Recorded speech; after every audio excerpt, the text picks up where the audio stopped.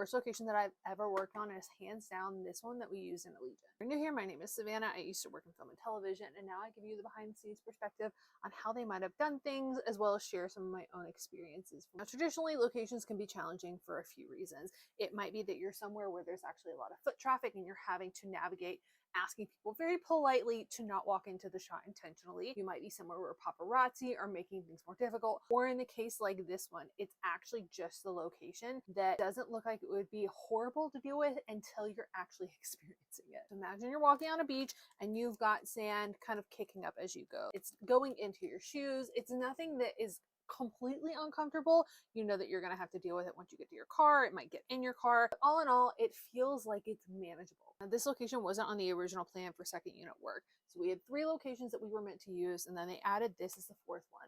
And it meant that we were coming in before first unit. And coming in before first unit means that there's a whole set of crew that's often setting up locations ahead, whether or not that's a location that we have a limited time with, or a location like this where we had bigger access to it. Set design was coming in and prepping all of this red.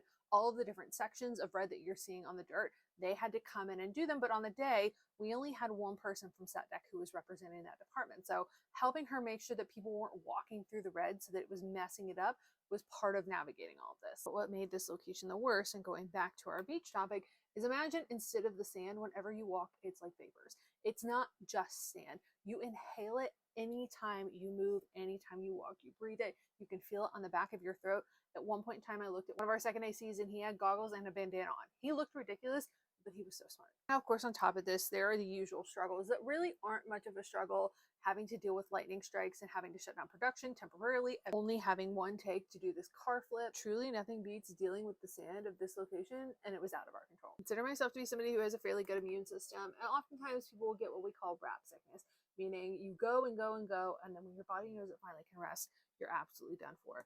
But I'm also somebody, if I do get sick, and when I do get sick, it tends to be sinus related.